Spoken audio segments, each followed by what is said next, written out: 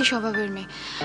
তবে কি হয়েছে, আমি না ওকে দিদি বলে ডাকতাম, তাই ও আজ বলে দিয়েছে আমি যেন ওকে নাম ধরেই ডাকি। ঠিকই তো বলেছে। তুই বা কি নন্দিনী, বন্ধুকে কেউ দিদি বলে ডাকে? ঠিকই বলেছো। আর জানো তো ওর নামটা এত সুন্দর, নামের সঙ্গে দিদি ভাল লাগছিল না, শুধু শুধু নাম ধরে ডাকাই ভালো।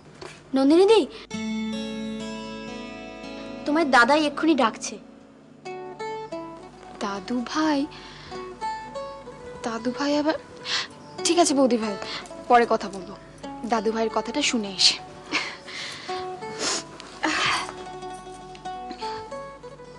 তুমি হঠাৎ আবার আমার বাড়িতে কেন?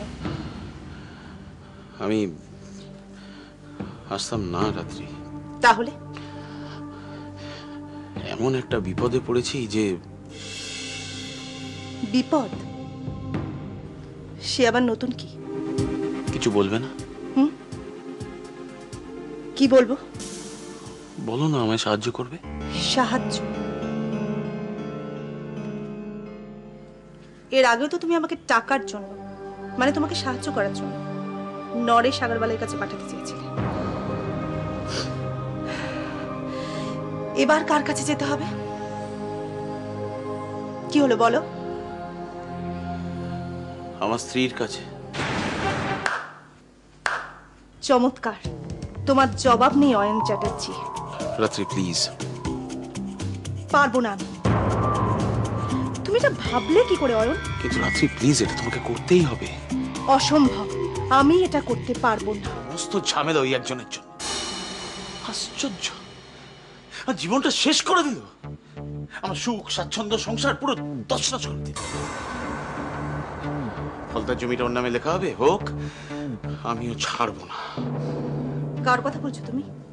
কার কথা আবার? আমার ভাইয়ের বউ নন্দিনী।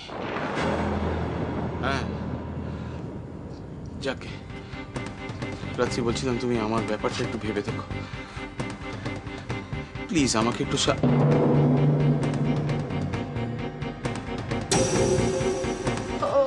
ওই ছবিটা নিয়ে আমার কাছে জিজ্ঞেস করছিল যে আমি ওকে চিনি কিনা।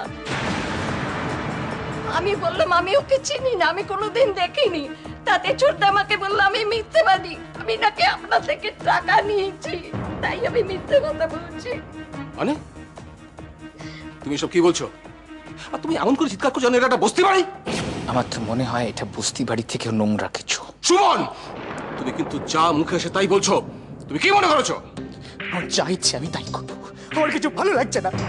ভালো না লাগে চুপচাপ খেয়ে দিয়ে শুয়ে পড়ো, এখানে দাঁড়িয়ে চিৎকার করবে না। 100 বার করবো, 1000 বার করবো, যতক্ষণ না আমার প্রশ্নের উত্তর পাবো ততক্ষণ করবো। না, তুমি করবে না।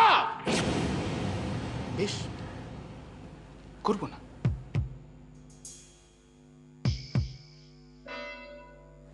তাহলে বলো এই মহিলাকে।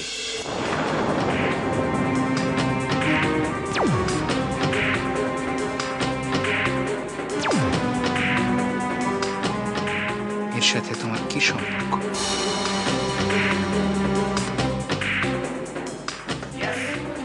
বলো, ইনি কে?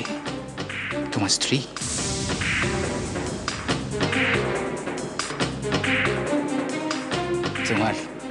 তোমার বান্ধবী? নাকি তোমার রক্ষিতা? Shut up!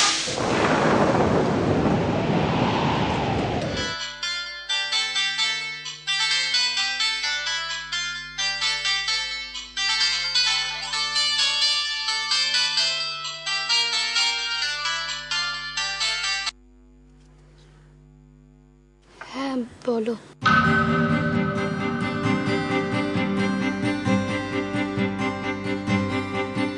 এত রাতে